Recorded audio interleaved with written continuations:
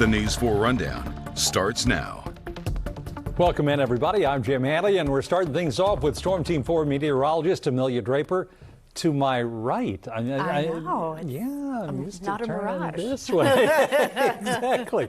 Hey, the weather, a little bit of everything today. We saw some rain and clouds to start off. Then Monday turned out to be a pretty decent sunny day. Yeah, not bad to finish. Still on the chilly side, though. I mean, a high temperature today only in the low 60s. That's 15 degrees below normal, but improvements for tomorrow. So here's a live look outside, Jim, with our city cam. You can see not a cloud in the sky as the sun starts to go down on this Monday evening. Storm Team 4 radar showing that rain well off to the east now, and the clouds moving out along with it. But with clear skies, dry air, and light winds in place, that is the perfect recipe for a chilly, even cold night.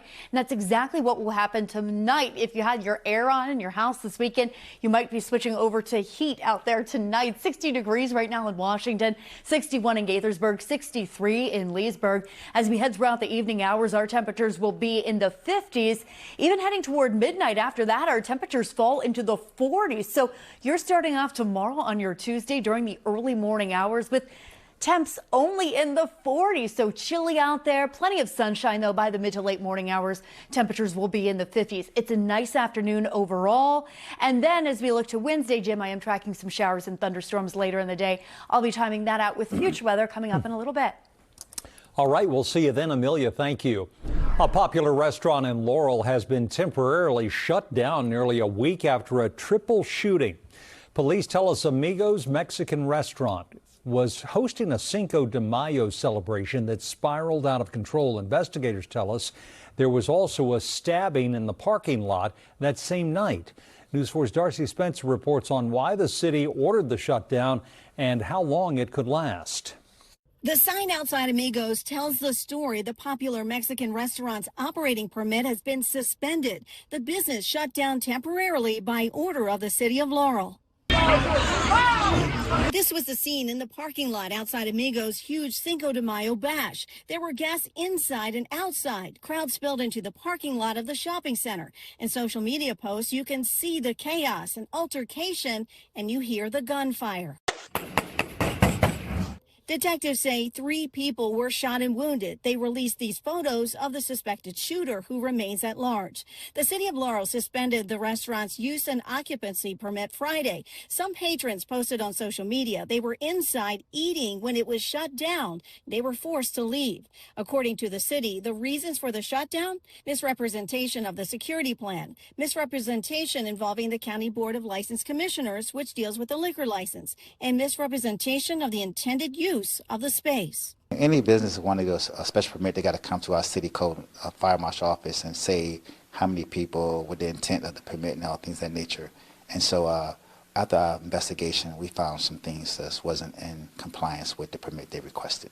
Amigos promoted its Cinco de Mayo celebration on social media, and police began dispersing the crowd when things got out of control. Besides the shooting, there was a domestic-related stabbing in the parking lot. It's being investigated as a separate incident. After the violence, there were calls for the city to take action. The mayor said Amigos, which has been in business here for 2 years, has been a good partner, but permit issues need to be addressed. My main concern is I have to keep the city safe. So we don't follow the proper permit process, then we have to take actions, and that's what we did. So we welcome them back. I think it's just a temporary thing. They're not closed forever. Amigos will remain shut down for up to 30 days or until the restaurant comes into compliance. In Laurel, Darcy Spencer, News 4. From one local business now closed to another that just reopened. A beer garden in Northeast D.C. is back in business a week after one of its employees was stabbed to death while working. Marvin Urquhart was working security at Wonder Garden in Noma when police say he got into an argument with a man who wanted to come in after last call. Our Paul Wagner reports we now know the suspect charged in this case spent more than 2 decades behind bars for another killing. Marvin Urquhart was one of those workers who had that special something adored by customers and staff. According to a statement released by Wonder Garden, he brought warmth, kindness, humor, and positivity everywhere he went. Anyone who crossed paths with Marvin remembers his bright smile, welcoming spirit, and genuine care for others. His courage and selflessness in his final moments reflect the incredible person he was every single day. According to a court charging document filed in the case, early last Saturday morning, the suspect, 50-year-old Cadoza Sims, used a switchblade knife to stab Urquhart when the two got into a dispute over whether Sims could come into the beer garden after hours. The court document says 2 weeks before the stabbing, Sims was also denied entry around closing time because he was intoxicated. Surveillance camera footage shows Urquhart may not have known he was stabbed, and for nearly 5 minutes after the attack, he sat at the bar and was on the phone before collapsing. Urquhart was so well known and loved in the neighborhood, a local dog care began a fundraiser and has so far raised nearly $15,000. Court records for Sims do not have much information in the murder he's accused of in 1996, but records show Sims pleaded guilty to killing Marvin Adams in April of 1996 and was sentenced to consecutive 5 to 15-year terms in prison. He was released in 2020. In the district, Paul Wagner, News 4. And enormous changes coming for Virginia parents and caregivers. Today, with a ceremonial bill signing, Governor Abigail Spanberger put a spotlight on the Commonwealth, becoming the first southern state to offer paid family and medical leave. Employees and companies with more than 10 people would make payroll contributions. For someone earning $50,000 a year, it's $5 a week. Republicans who oppose the idea call it an added tax, but parents who have had to choose between staying with their child in the hospital or going to work see it far differently. It's not if it happens to you, it's when it happens to you. I do understand, that is more money out of your paycheck, but it is money that you will benefit from tenfold when it happens to you. The Virginia Employment Commission will administer the family leave program. Paycheck contributions won't start until April of 2028. Whole leave benefits will begin later in December of that year. As Virginia expands paid medical leave options, the district is considering shrinking some to close budget gaps. D.C. collects a payroll tax to fund medical leave for people who work for private companies in D.C. This year, Mayor Bowser proposed stopping new paid leave claims for a year, but will still collect the tax. She's expressed concern about the growth and sustainability of the program. The D.C. Council is considering the mayor's proposal and could make changes before the D.C. budget is approved. Parental leave, by the way, in D.C. remains intact in this mayor's budget. Through all the losses, the Wizards have been trying to build something over the last couple of years, and having the first overall pick in this year's draft will hopefully help in that cause. A lot of excitement for basketball fans in the DMV. JP Finley has more on some of the top prospects who may soon be playing games at Capital One Arena.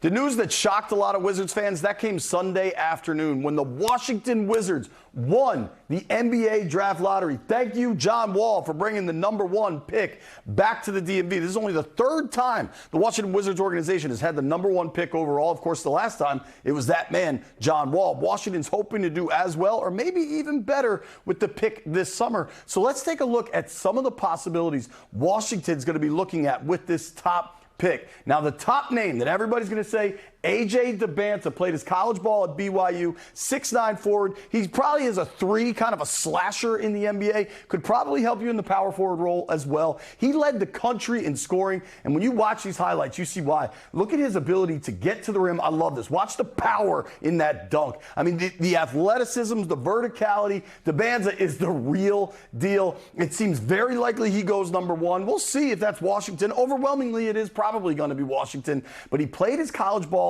in Utah at BYU. The owner of the Utah Jazz is said to be in love with A.J. DeBanta, so it's going to be very interesting what happens. Certainly, if Washington stays and picks, DeBanta is probably the guy. He can score from everywhere. A lot to like. Now, let's talk about some other possibilities. Darren Peterson, a 6'6" guard out of Kansas. He averaged over 20 points per game last year, but what's interesting with Peterson, he missed a lot of time. Reports have come out since that he was dealing with cramping issues from taking too much creatine. So maybe we got to get the young man to lay off the creatine. But why are NBA scouts so excited? Just watch. I mean, this dude has all the athletics, but he's also a pure scorer. He's a real shooter. Go back to high school. Peterson was absolutely the talk of the high school class, him and Debanza, but he is more of a natural guard scorer, and certainly Washington needs somebody that can fill it up. Peterson could fill that role. He could go number 2. This is a guy that a lot of folks thought was going to be the first overall pick, but he did miss some time at Kansas. Here's a household name at this point.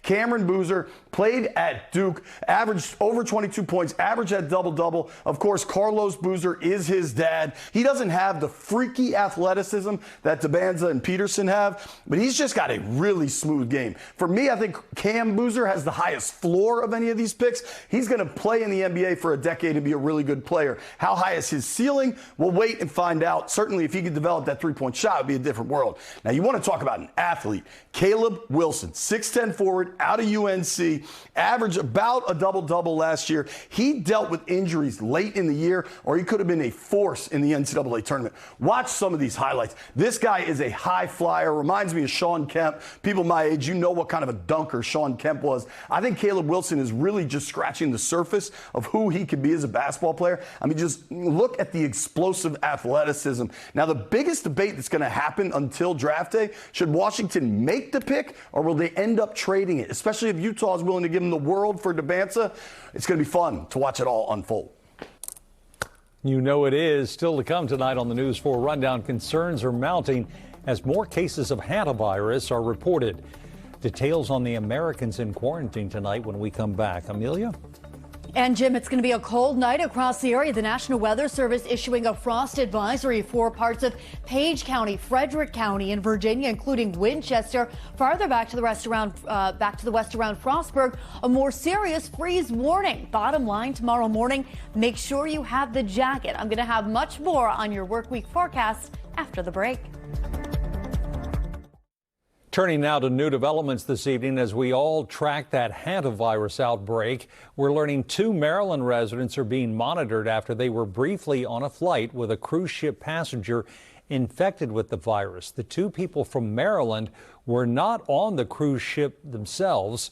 The Maryland Department of Health hasn't said if those 2 people are showing any symptoms, but they say the risk to the public is still very low. 18 Americans who were on board the ship were brought back to the U.S. overnight. There were 7 confirmed cases of hantavirus on board and 2 suspected cases. So far, 3 people have died. Health officials provided updates this morning on the passengers who are now in quarantine. We welcomed 15 passengers to the quarantine unit early this morning. One passenger did go to the biocontainment unit, and I'll let Dr. Hewlett address that patient. The 15 that were welcomed here were in good shape. They were in good spirits. They definitely were tired and needed some rest, so we did a quick assessment. We brought them into the unit. Very smooth and successful, safe transfer. Once they're in the unit, we've been doing symptom monitoring as well as temperature checks. Everyone here is asymptomatic and afebrile and do not have a temperature at this time. They're all resting now, and we'll do further assessments later in the day once they've had a chance to sleep.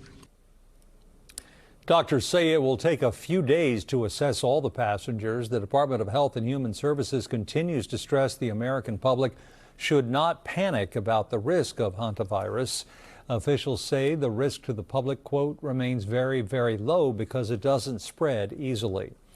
We know you and your family may be worried about the hantavirus, especially on the heels of the coronavirus pandemic.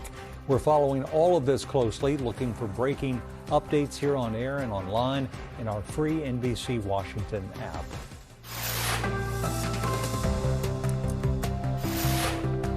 All right, if you like this afternoon, just stay tuned. We got warmer weather ahead. Yeah. In the 10-day, we've cheated and peaked way down the road, and it looks incredible. Yeah, so next week, I'm forecasting a 90-degree day next Tuesday. Right. This week, temperatures running below normal, but a really nice day tomorrow despite that. Good. Yeah. All right, we'll take it. Sunny skies, a chilly start, but a nice afternoon. Here's a live look outside right now with our city camera. You can see the sun going down on this Monday evening.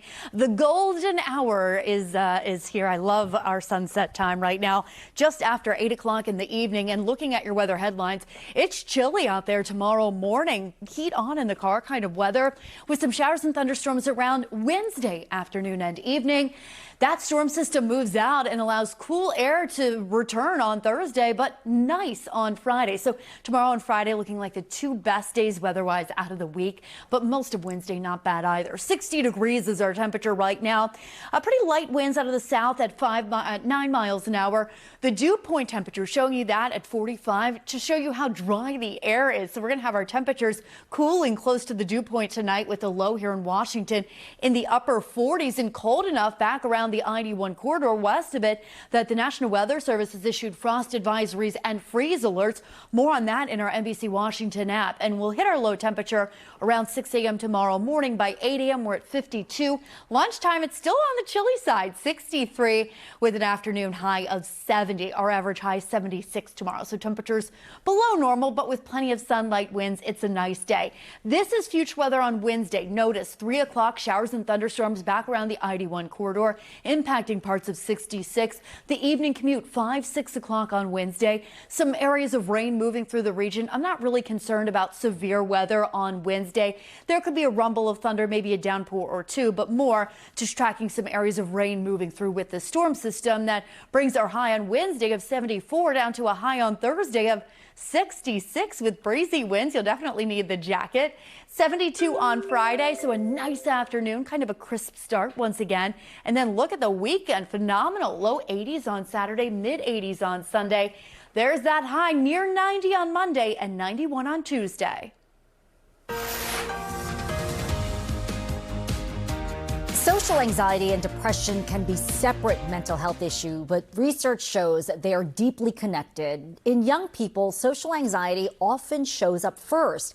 Studies show that up to 70% of individuals with social anxiety disorder will experience a major depressive episode in their lifetime. Psychiatrist Dr. Joshua Weiner joins us now to help us understand the link, and that can change the way both conditions are treated. Thanks for joining us. This is such an important issue, especially with our young people. Does social anxiety cause depression in some young people? Can you explain the connection here? Sure. Well, let me first say, I've been at this for over 20 years. And to me, I think social anxiety disorder is the most underappreciated condition I've treated. It just goes unrecognized in a lot of people. And it's so frequently, as you just mentioned, is the cause for them to really struggle emotionally. Now, about 9% of teenagers will develop social anxiety disorder. So this is affecting a lot of people. What it is that we know that for teenagers, being socially connected is so critical to their development and feeling like they have a sense of belonging. And these are protective mechanisms against developing depression. And you have this cascade that occurs if you have social anxiety disorder. We're talking about extreme anxiety, not just being a little shy or slow to warm up. We're talking about people who are absolutely petrified of carrying on conversations with people. They're worried about embarrassing themselves, doing something that they're going to get negatively judged for. So what they do is they avoid because they're anxious. The avoidance then leads to them being isolated. The isolation then leads to loneliness and low self-worth, and that leads to depression. So how can parents and other caring adults in a child's life tell if the child or teen's depression may be rooted in this type of social anxiety? Well, I think given the common nature of this, I think that parents and all providers should be asking, hey, how do you feel in social situations? Do you get nervous when you're at lunch? Do you get nervous walking in the hallways? I even have patients who will get nervous coming to dinner with their family. I have a dad who said to me, I don't understand. My son never wants to go golfing with me. Turns out when I talked to the son about it, the main reason was he was nervous about carrying on conversation when he was golfing with his dad.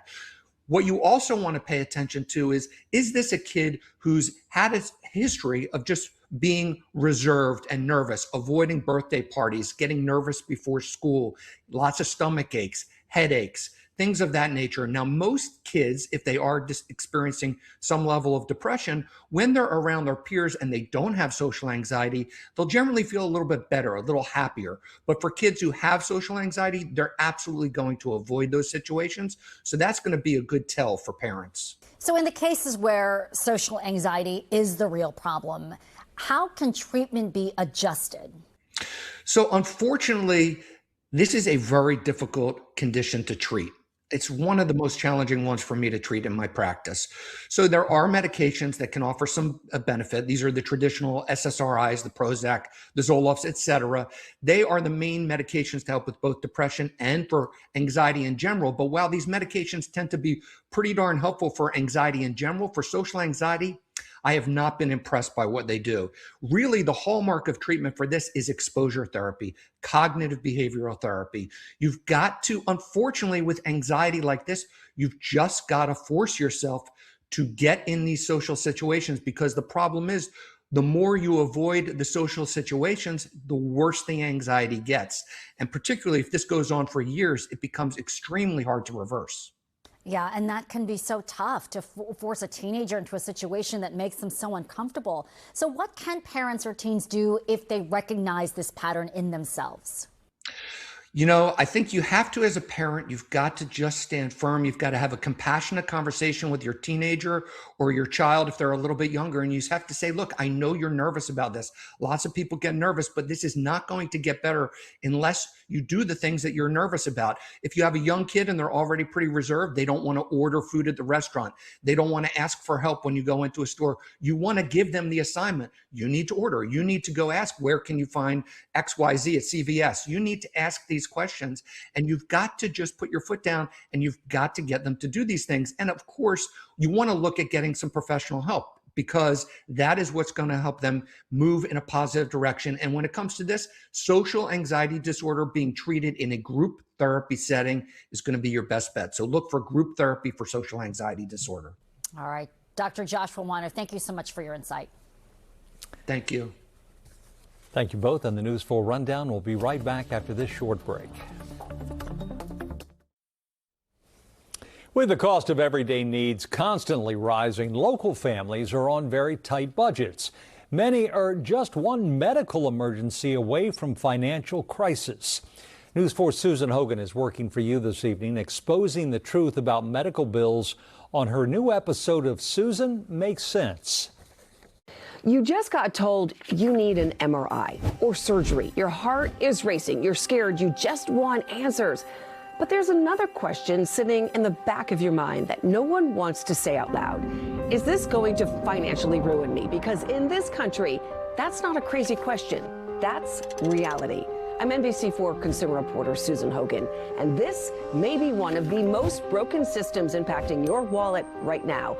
More than 1 in 3 American families are dealing with medical debt.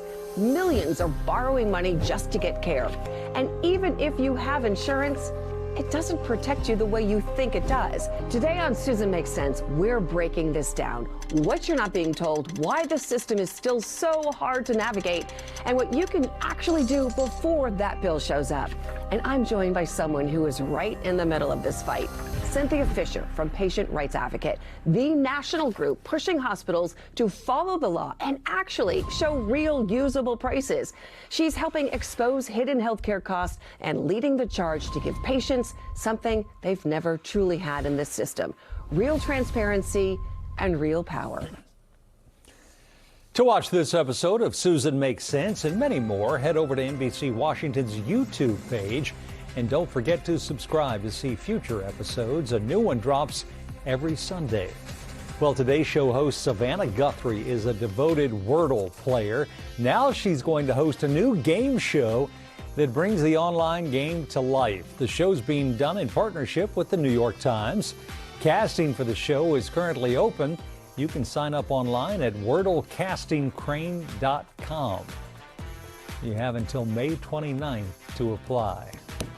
Apply, is that 5 letters? Wait, I'm trying to keep it straight. That's going to do it for us on the News 4 Rundown for this Monday night. But be sure to join us for News 4 at 11. We'll be right back. Stay with us.